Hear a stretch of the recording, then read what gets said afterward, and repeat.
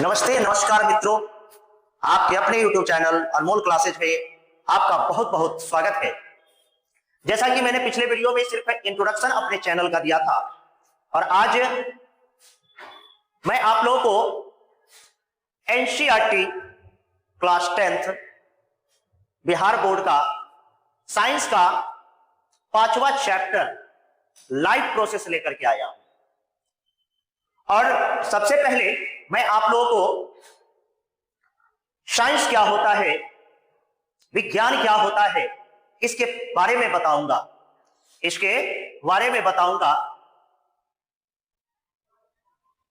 आज रामनवमी का दिन, भगवान राम के जन्म का पूरे भारतवर्ष में उत्सव मनाया जा रहा है और आज के दिन मैं इस YouTube चैनल का प्रथम क्लास लेने जा रहा हूं, जो कि साइंस सब्जेक्ट का पार्ट है बायोलॉजी, उसको लेकर के आपके सामने आया हूं। मैं चाहूंगा कि आप लोगों से निवेदन है, नम्र निवेदन करता हूं कि इस चैनल को लाइक करें, सब्सक्राइब करें और बेल आइकन को जरूर दबाएं। तो मैं स्टार्ट करता हूं। आज रामनवमी का दिन और इसके उपलक्ष्य में थोड़ा सा भगवान राम ने किस प्रकार से रावण पे विजय प्राप्त किया और उनके साथ हनुमान जी ने एक दास्य वृत्ति के अनुसार, भक्त के अनुसार उन्होंने उनका साथ दिया। तो कहा गया है, लंका में जाने वाले माता सीता का पता लगाने वाले हनुमान है, हनुमान है, हनुमान ही तो है, हनुमान है, हनुमान है, हनुमान ही तो है। लंका में जाने वाले, माँ का पता लगाने वाले हनुमान है, हनुमान है, हनुमान ही तो है। तो भगवान राम के भक्त हनुमान थे और मैं उनका भक्त हूं और उन्हीं का नाम लेकर के मैं इस वीडियो को प्रारंभ करता हूं। सबसे पहले हम लोग जानेंगे विज्ञान किसे कहते हैं। सबसे पहले जानेंगे कि साइंस क्या है, विज्ञान क्या है। तो कहते हैं कि विज्ञान की वह शाखा जिसके अंतर्गत प्रकृति और भौतिक जगत में, ये जो पूरा प्रकृति है जिसको नेचर कहते हैं, प्रकृति और भौतिक जगत कहने का मतलब कि जो नॉन लिविंग थिंग्स है ना, में होने वाली घटनाओं, क्या क्या घटनाएं घटती है।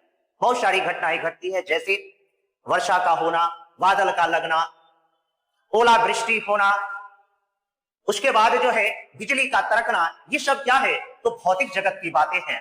का सुव्यवस्थित, क्रमबद्ध और प्रायोगिक ज्ञान को ही हम विज्ञान कहते हैं। जब किसी वस्तु के बारे में हम प्रकृति तौर से, भौतिक तौर से और उसकी घटनाओं का सुव्यवस्थित और क्रमबद्ध ज्ञान प्राप्त करते हैं तो उसे हम विज्ञान कहते हैं। क्या कहते हैं मित्रों? विज्ञान कहते हैं, साइंस कहते हैं। आप लोगों को मैं बता दूं कि साइंस शब्द लैटिन भाषा के साइंटिया से बना है। लैटिन भाषा का एक साइंसिया शब्द है जिससे बना है यह साइंस, जिसका अर्थ होता है जानना या विशेष ज्ञान। जानना अर्थात टू नो। साइंस का अर्थ ही क्या होता है? टू नो, यानी कि जानना या फिर बृहत ज्ञान को ही हम क्या कहते हैं? विज्ञान कहते हैं। आप लोगों ने शुरू से पढ़ा होगा कि वी जोड़ ज्ञान अर्थात बराबर विज्ञान पढ़े हैं। क्या पढ़े हैं? विज्ञान पढ़े हैं मित्रों। तो वी का मतलब होता है विशेष। क्या होता है? विशेष। और ज्ञान का मतलब होता है जानना। ज्ञान का मतलब होता है जानना, यानी कि किसी वस्तु के बारे में अगर हम विस्तृत रूप से जानते हैं, उसका अवलोकन करते हैं, उसे परिष्कृत करते हैं, उसका प्रायोगिक अध्ययन करते हैं, तो उसे ही हम विज्ञान यानी कि साइंस कहते हैं। कहते हैं कि यह अवलोकन, प्रयोग, तर्क के माध्यम में सिद्धांतों की खोज करता है। विज्ञान जो है वह अवलोकन का वस्तु है, अवलोकन का चीज है। तर्क के आधार पर, तर्क शास्त्र के आधार पर माध्यम से सिद्धांतों की खोज करते हैं, यानी कि प्रिंसिपल की खोज करते हैं। अब जानते हैं कि विज्ञान की मुख्य विशेषताएं और इसका अर्थ क्या है। विज्ञान की क्या क्या विशेषता है और इसका क्या क्या अर्थ है, इसके बारे में हम नॉलेज प्राप्त करेंगे। अर्थ के बारे में जानते हैं तो विज्ञान, वी का मतलब होता है विशेष और ज्ञान का मतलब होता है जानकारी, यानी कि विशेष जानकारी को ही, यानी कि किसी विषय का व्यवस्थित ज्ञान ही क्या कहलाता है, विज्ञान कहलाता है। फिर से हम इस चीज को जाने, विज्ञान यानी कि वी का मतलब होता है विशेष और जोड़ ज्ञान यानी कि जानकारी लेना, अर्थात किसी विषय के बारे में है अगर हम विशेष जानकारी लेते हैं मित्रों तो उसे विज्ञान कहा जाता है।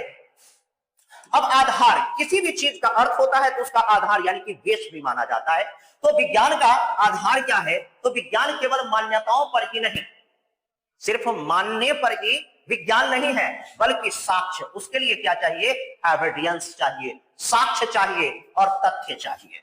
यानी कि हमारा जो विज्ञान होता है वह मान्यताओं पर ही नहीं है, वह साक्ष्य पर भी है और तथ्यों पर भी आधारित होता है। इसका वेश है कि मान्यता सिर्फ नहीं, उसका एविडेंस भी होना चाहिए और आधार भी होना चाहिए। अब जानते हैं प्रयोग और अवलोकन। अगर हम विज्ञान का अध्ययन कर रहे हैं मित्रों, हमारे छात्रों, अगर हम विज्ञान का अध्ययन कर रहे हैं तो प्रयोग जरूर करें। एज फॉर एग्जाम्पल कि अगर कोई प्लांट्स है, अगर कोई प्लांट्स है यानी कि पौधे हैं, तो उसमें जो होता है पत्तियां पाई जाती है। क्या पाई जाती है, पत्तियां पाई जाती है। तो सभी लोग जानते हैं कि पत्तियां है, या क्या है, पत्तियां हैं। लेकिन क्यों यह हरा दिखाई देता है, सभी लोग जानते हैं, इस संसार के सभी विद्वानों ने कहा या फिर हम सभी देखते हैं तो लगता है कि यह क्या है, पत्ती हरा है यानी कि ग्रीन है। लेकिन क्यों ग्रीन होता है, क्या कारण है कि ग्रीन होता है मित्रों? इसका सबसे बड़ा कारण है कि पौधे की पत्तियों में क्या पाया जाता है, तो क्लोरोफिल पाया जाता है, क्लोरोफिल पाया जाता है, जिसके कारण इसकी पत्तियां हरी दिखाई पड़ती है। क्या दिखाई पड़ती है, हरी दिखाई पड़ती है। तो जब तक हम इसका प्रयोग नहीं किए, जब हम इसका प्रयोग कैसे करेंगे, तो इसका स्टार्च टेस्ट करते हैं। स्टार्च टेस्ट, जब हम स्टार्च टेस्ट करते हैं तब हमें पता चलता है कि अब पत्तियां उबालने के बाद नीली हो जाती है। जब इस पे हम ग्लिसरीन डालते हैं तो हमें पता चल जाता है कि इसका सबसे बड़ा कारण है कि पत्ती हरा होता है क्योंकि इसमें क्लोरोफिल पाया जाता है। तो अगर हम प्रयोग करेंगे और देखेंगे यानी कि अवलोकन करेंगे, तो विज्ञान परिकल्पनाओं को सिद्ध करने के लिए प्रयोग और अवलोकन का प्रयोग किया जाता है। यानी कि विज्ञान परिकल्पनाओं को सिद्ध करने के लिए प्रयोग अवलोकन का प्रयोग किया जाता है। अब है इस पर अगर हम प्रयोग कर लिए तो विश्वसनीयता भी होनी चाहिए। विश्वसनीयता कहने का मतलब कि विश्वास होना चाहिए कि मैंने जो किया वह सही है। तो वैज्ञानिक व्याख्या कठोर परीक्षणों के बाद भी विश्वसनीय मानी जाती है। जब हम किसी चीज का कठोर परीक्षण करते हैं, जैसे मान लेते हैं कि हमें अगर सोना की बात करते हैं, सोना यानी कि जो हम लोग क्या करते हैं, इसका आभूषण बना करके पहनते हैं, तो सोना की बात करते हैं तो यह पहाड़ों से निकलता है। कहां से निकलता है बच्चों, पहाड़ों से निकलता है। तो डायरेक्ट यह 24 कैरेट नहीं हो जाता है, इसका हम क्या करते हैं, खुदाई में पहाड़ से निकला। अब इसका क्या करेंगे, इसमें से निखारेंगे, निखारने के बाद इसमें से जो और सारे मटेरियल्स होगा उसको हम बाहर करेंगे, फिर से गर्म करके क्या किया जाता है, इसे एक शेप दिया जाता है, तब जाकर के हम कहते हैं कि ये 24 कैरेट है। अगर 24 कैरेट के बाद सुनते हैं कि 22 कैरेट है तो कहीं ना कहीं इसमें क्या है, मिलावट है। लेकिन हम पूरे विश्व में जानते हैं कि पहनने लायक सोना जो होता है वह 22 कैरेट ही होता है, क्योंकि सोना क्या होता है, तो वह कमजोर तत्व होता है। अगर सिर्फ सोने से ही किसी आभूषण को बनाएंगे तो वह कमजोर रहेगा, जल्द टूट जाएगा। ये कैसे पता चला, तो ये हमें प्रयोग के बाद अवलोकन किया और इस पर विश्वास किए तब। अब है निरंतर विकास, कंटिन्यू डेवलपमेंट की बात करें तो विज्ञान का हमेशा विकास होता रहता है, ये रुकने का चीज नहीं है। अगर हम पहले क्या करते थे कि पहले के अगर जमाने में, आज से 20 वर्ष पहले जाते हैं तो किसी भी लोगों के पास स्मार्टफोन नहीं था, यानी कि जो आज हम लोग मल्टीमीडिया फोन चलाते हैं, स्मार्टफोन चलाते हैं, वो नहीं था। 1949 से पहले, 48 से पहले कंप्यूटर नहीं था। तो जब मैंने आप लोग इस संसार के वैज्ञानिकों ने सबसे पहले क्या किया, तो कंप्यूटर की खोज की अगर बात करें तो चार्ल्स बैबेज महोदय ने किया। तब हमें पता चला वो बहुत बड़ा कंप्यूटर बनाए थे, उसके लिए बहुत बड़े स्थान छेकता था, जिसके वजह से उसमें फिर से उन्होंने क्या किया, उसके बाद के वैज्ञानिकों ने क्या बनाया, तो डेस्कटॉप बनाया, लैपटॉप बनाया, लैपटॉप बनाया, यानी कि धीरे धीरे इसका साइज छोटा होता चला गया। तो विज्ञान का हमेशा क्या होता रहता है, विकास होता रहता है और नए सिद्धांत सामने आते रहते हैं। अगर कैसे नए सिद्धांत सामने आते हैं, तो आप लोग जानते हैं कि आनुवांशिकी का पिता ग्रेगर जॉन मेंडल साहब को कहते हैं। क्यों? क्योंकि उन्होंने मटर के पौधे पर क्या किया था, अपना प्रयोग किया था और 7 जोड़ी विपर्यासी लक्षणों पर प्रयोग उन्होंने किया था। अब जानते हैं कि सर्वप्रथम 1801 से 1802 में 1802 में लैमार्क, चलिए इस चीज को छोड़ करके आगे बढ़ते हैं, आगे चलते हैं। विज्ञान के प्रकार की बात करें, यानी कि काइंड्स ऑफ साइंस की बात करें मित्रों, काइंड्स ऑफ साइंस की बात अगर हम करेंगे, किस चीज की बात करेंगे, काइंड्स ऑफ साइंस की, तो विज्ञान के प्रकार की अगर हम बात करते हैं, किसकी बात करते हैं, विज्ञान की प्रकार की बात करते हैं, तो हम कहते हैं कि there are kinds of science, यानी कि विज्ञान की प्रकार की अगर बात करें तो विज्ञान 3 प्रकार के होता है। प्यारे छात्रों, विज्ञान कितने प्रकार के होते हैं, 3 प्रकार के होते हैं। There are 3 kinds of science. तो हम जानते हैं डिस्क्रिप्शन के बारे में, यानी कि साइंस की अगर बात करें तो साइंस को 3 भागों में बांटा गया। साइंस को कितने भागों में बांटा गया मित्रों, कितने भागों में जरा बताएंगे, साइंस को कितने भागों में बांटा गया, तो 3 भागों में बांटा गया। विज्ञान को 3 भागों में बांटा गया। पहला था प्राकृतिक विज्ञान मित्रों, क्या था, पहला प्राकृतिक विज्ञान, जिसको हम नेचुरल साइंस कहते हैं। क्या कहते हैं, नेचुरल साइंस कहते हैं। दूसरा है सामाजिक विज्ञान, दूसरा क्या है, सामाजिक विज्ञान, जिसे सोशल साइंस के नाम से हम जानते हैं। और तीसरा है औपचारिक विज्ञान, जिसे फॉर्मल साइंस कहते हैं। तीसरा क्या है, औपचारिक विज्ञान, जिसे फॉर्मल साइंस कहते हैं। फिर से हम इसका डिस्क्रिप्शन जानते हैं कि there are kinds of science, there are 3 kinds of science. पहला प्राकृतिक विज्ञान यानी कि नेचुरल साइंस, दूसरा सामाजिक विज्ञान जिसे सोशल साइंस कहते हैं, और तीसरा औपचारिक विज्ञान जिसे फॉर्मल साइंस के नाम से जाना जाता है। अब जान लेते हैं कि प्राकृतिक विज्ञान में, तो प्राकृतिक विज्ञान 3 प्रकार के होते हैं। कितने प्रकार के होते हैं, 3 प्रकार के होते हैं। प्राकृतिक विज्ञान कितने प्रकार के होते हैं बच्चों, 3 प्रकार के होते हैं। पहला होता है भौतिकी, जिसे हम फिजिक्स के नाम से जानते हैं। किस नाम से जानते हैं, फिजिक्स के नाम से जानते हैं। दूसरा है रसायन, जिसे हम क्या कहते हैं, केमिस्ट्री के नाम से जानते हैं। और तीसरा है जीव विज्ञान, जिसे बायोलॉजी के नाम से जानते हैं। मित्रों, फिर से जान लेते हैं कि प्राकृतिक विज्ञान, जिसे नेचुरल साइंस कहते हैं, तो नेचुरल साइंस को there are 3 kinds of natural science. First of all physics, chemistry and biology.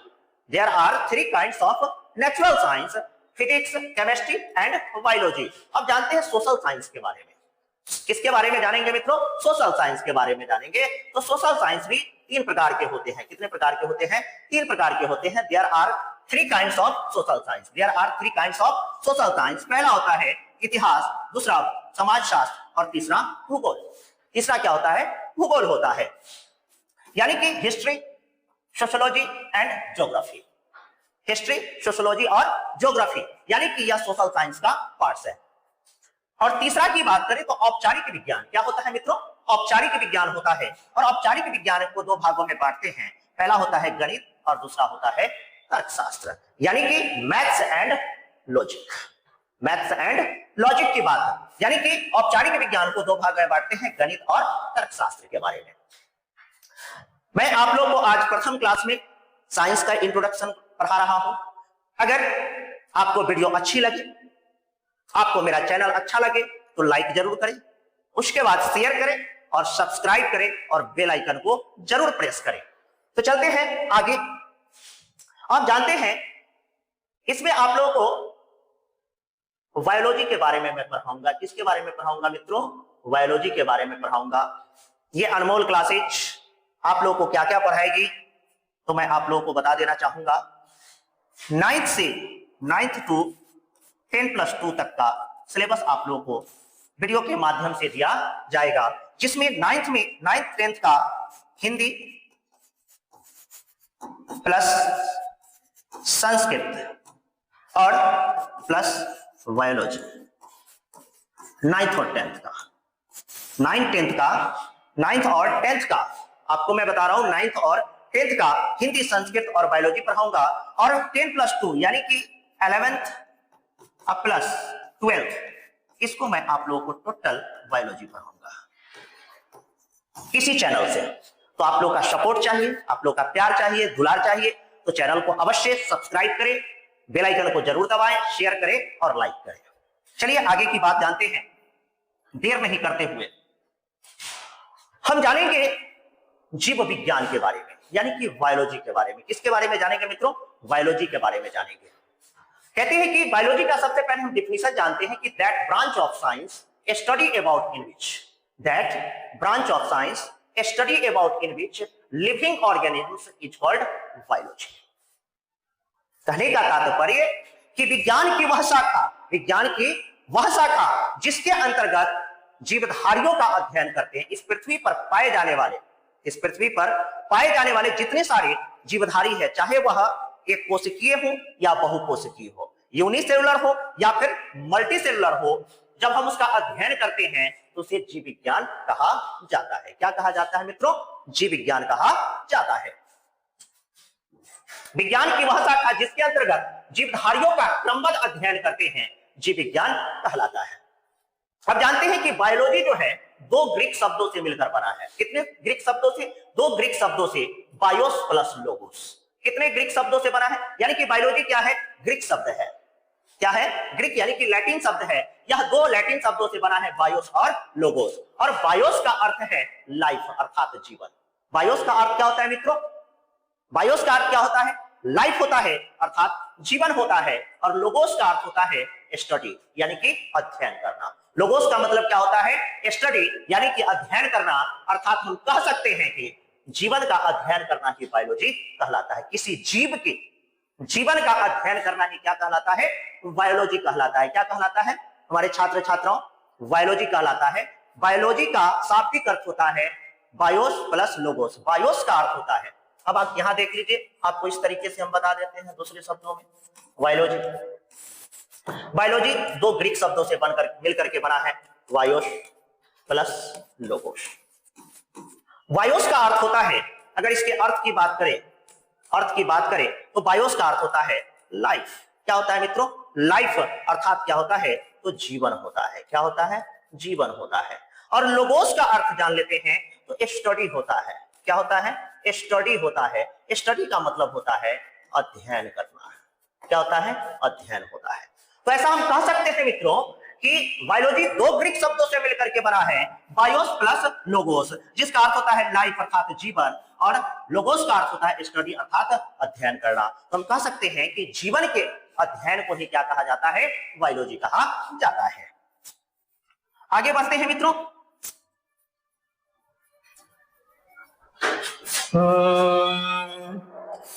जीव विज्ञान के प्रकार, यानी कि there are kinds of biology. Next topic है जीव विज्ञान का प्रकार, यानी कि there are kinds of biology. तो जीव विज्ञान के तीन प्रकार है। कितने प्रकार है? तीन प्रकार। एक चीज छूट गया, आप लोगों को मैं बता देना चाहता हूं, सॉरी। सर्वप्रथम जीव विज्ञान का अध्ययन प्रसिद्ध दार्शनिक वैज्ञानिक, जीव विज्ञान का अध्ययन प्रसिद्ध दार्शनिक वैज्ञानिक अरस्तु ने 384 से 322 ईसा पूर्व समय में किया था। इसीलिए ही अरस्तु को जीव विज्ञान का जनक कहा जाता है। सर्वप्रथम जीव विज्ञान का अध्ययन प्रसिद्ध दार्शनिक वैज्ञानिक अरस्तु ने 384 से 322 ईसा वर्ष पूर्व किया था। इसीलिए इनको क्या कहा जाता है? तो जीव विज्ञान का जनक कहा जाता है। अगर आपसे कोई पूछे कि फादर ऑफ बायोलॉजी किसे कहते हैं, तो फादर ऑफ बायोलॉजी अरस्तु को कहा जाता है। हिंदी में अरस्तु और इंग्लिश में क्या कहते हैं? अरिस्टोटल। क्या कहते हैं मित्रों? अरिस्टोटल। अगर आपसे पूछे कि फादर ऑफ बायोलॉजी कौन है, तो आप एकदम जवाब दीजिए अरिस्टोटल। इसमें रुकने की कोई बात नहीं है। लेकिन मैं आप लोगों को बता देना चाहता हूं कि ये तो फादर ऑफ बायोलॉजी अरिस्टोटल को कहा जाता है, लेकिन इसका बायोलॉजी नाम किसने दिया था? सबसे पहले मैं बताऊंगा कि बायोलॉजी नाम किसने दिया। तो यहां पे आप लोगों को मेंशन किया गया है, मिसप्रिंट है, इसके लिए मैं माफी चाहूंगा। सर्वप्रथम 1801 में, 1801 से 1802 में लैमार्क, एक वैज्ञानिक थे लैमार्क, जो कि फ्रांस के थे। कहां के थे? फ्रांस के थे। और ट्रेविनस जो कि जर्मनी के थे। दोनों ने इस शब्द का, इस सब्जेक्ट का नाम क्या दिया? बायोलॉजी दिया था। किसने बायोलॉजी शब्द सबसे पहले प्रयोग किया? तो 1801 से 1802 में लैमार्क और ट्रेविनस ने इस सब्जेक्ट का नाम क्या रखा? बायोलॉजी रखा। लेकिन अरस्तु ने इसका नाम क्या दिया था? तो जीवन विज्ञान दिया था, अर्थात लाइफ साइंस दिया था। हम चलते हैं मित्रों, यहां पे जीव विज्ञान के प्रकार की बात करते हैं। किसकी प्रकार की बात करते हैं? तो जीव विज्ञान के प्रकार की बात करते हैं। तो जीव विज्ञान के प्रकार यानी कि there are kinds of biology. जीव विज्ञान के 3 प्रकार होते हैं। कितने प्रकार होते हैं मित्रों? 3 प्रकार के होते हैं। कितने प्रकार होते हैं? 3 प्रकार होते हैं। There are 3 kinds of biology. हम जानते हैं सबसे पहले जीव विज्ञान को 3 भागों में बांटा गया। सबसे पहले वनस्पति विज्ञान अर्थात बॉटनी। किस नाम से जानते हैं? बॉटनी। इसे वनस्पति शास्त्र भी कहा जाता है, वनस्पति विज्ञान भी कहा जाता है, यानी कि बोटेनिकल साइंस। दूसरा है जंतु विज्ञान। इसे हम क्या कहते हैं? जंतु शास्त्र कहें या फिर जूलॉजी कहा जाता है, या फिर इसे जूलॉजिकल साइंस के भी नाम से जानते हैं। तीसरा है सूक्ष्मजीव विज्ञान। तीसरा क्या है छात्रों? सूक्ष्मजीव विज्ञान, जिसे हम किस नाम से जानते हैं? तो माइक्रोबायोलॉजी के नाम से जानते हैं। एकदम याद रखिए कि जीव विज्ञान को 3 भागों में बांटा गया, यानी कि वनस्पति विज्ञान, जंतु विज्ञान और सूक्ष्मजीव विज्ञान, अर्थात बॉटनी, जूलॉजी एंड माइक्रोबायोलॉजी के नाम से जाना गया। अब आगे चलते हैं। सबसे पहले हम जानेंगे बॉटनी के बारे में। किसके बारे में जानेंगे मित्रों? बॉटनी के बारे में जानेंगे। किसके बारे में जानेंगे? बॉटनी के बारे में। मैंने पहले ही बताया है वीडियो स्टार्ट करने से पहले कि ये प्रथम क्लास है बायोलॉजी का, जो कि क्लास 9th 10th दोनों के लिए इंट्रोडक्शन है। अक्सर मैं देखा करता हूं कि सारे शिक्षक इस तरीके का इंट्रोडक्शन क्लास बच्चे को नहीं पढ़ा पाते हैं, जिसके कारण उनको जानकारी नहीं होती और कंपटीशन के एग्जाम्स में इस तरीके का क्वेश्चन पूछा जाता है। तो ये कंपटीशन के ख्याल से भी आपका जो मैं बायोलॉजी पढ़ा रहा हूं वो कहीं ना कहीं आपके लिए लाभदायक है। अब हम जानेंगे कि वनस्पति विज्ञान क्या है, यानी कि बॉटनी क्या है मित्रों। कौन सा चीज? बॉटनी। बॉटनी कहने का मतलब वनस्पति से यानी कि पादप से है। किस चीज से है? पादप से है। यानी कि अगर देहाती भाषा में कहा जाए तो पेड़ पौधे के बारे में जानकारी प्राप्त करना ही वनस्पति विज्ञान कहा जाता है। अब इसका डिफिनेशन की बात करेंगे। सबसे पहले इसका definition, that branch of biology study about in which plants is called botany. कहने का तात्पर्य, that branch of biology study about in which plants is called botany. That branch of biology study about in which plants is called botany, अर्थात जीव विज्ञान की वह शाखा जिसके अंतर्गत पादपों का क्रमबद्ध अध्ययन किया जाता है। जीव विज्ञान की वह शाखा जिसके अंतर्गत पादपों का, इस संसार में जितने सारे पादप हो, चाहे वह एक कोशिकीय प्लांट्स हो या फिर बहुकोशिकीय प्लांट्स हो, अगर जब हम उसका क्रमबद्ध अध्ययन करते हैं तो उसे वनस्पति विज्ञान कहा जाता है। फिर से मैं आप लोगों को बता देना चाहूंगा कि जीव विज्ञान की वह शाखा जिसके अंतर्गत पादपों का क्रमबद्ध अध्ययन किया जाता है। किसका अध्ययन मित्रों? पादपों का क्रमबद्ध अध्ययन करते हैं तो उसे क्या कहा जाता है? तो वनस्पति विज्ञान कहा जाता है। क्या कहा जाता है? वनस्पति विज्ञान। बॉटनी मुख्य रूप से ग्रीक भाषा के ही मूल शब्द बॉटनी या बोटोनोस से लिया गया है। अब आपको मैं बता दूं कि बॉटनी शब्द जो है ग्रीक भाषा के, किस भाषा के? ग्रीक भाषा के मूल शब्द बॉटनी या फिर बोटोनोस से बना है, जिसका अर्थ होता है जड़ी बूटी या चरागाह। चरागाह किसको कहते हैं? जहां पे पशु पक्षियों के चरने का जगह, तो क्या कहा जाता है? तो चरागाह कहा जाता है। तो इसीलिए कहते हैं कि बॉटनी मुख्य रूप से ग्रीक भाषा के ही मूल शब्द, ग्रीक भाषा के किस शब्द? मूल शब्द बॉटनी या बोटोनोस से बना है, जिसका अर्थ होता है जड़ी बूटी या फिर मित्रों चारागाह होता है। वनस्पति विज्ञान के जनक थियोफ्रस्टस को माना जाता है। किसको कहा जाता है? थियोफ्रस्टस को वनस्पति विज्ञान का जनक माना जाता है, जो कि प्राचीन ग्रीक दार्शनिक वैज्ञानिक थे। जो प्राचीन काल में क्या थे? ग्रीक दार्शनिक वैज्ञानिक थे, जिन्होंने पौधे के वैज्ञानिक अध्ययन की नींव रखी थी। मैं आप लोगों को बता देना चाहता हूं कि वनस्पति जगत के क्या थे? वैज्ञानिक थे, जिन्होंने पौधे के वैज्ञानिक अध्ययन की नींव रखी और अपनी किताब हिस्टोरिया प्लांटेरम में, यहां पे मिसप्रिंट है, इसको कहते हैं हिस्टोरिया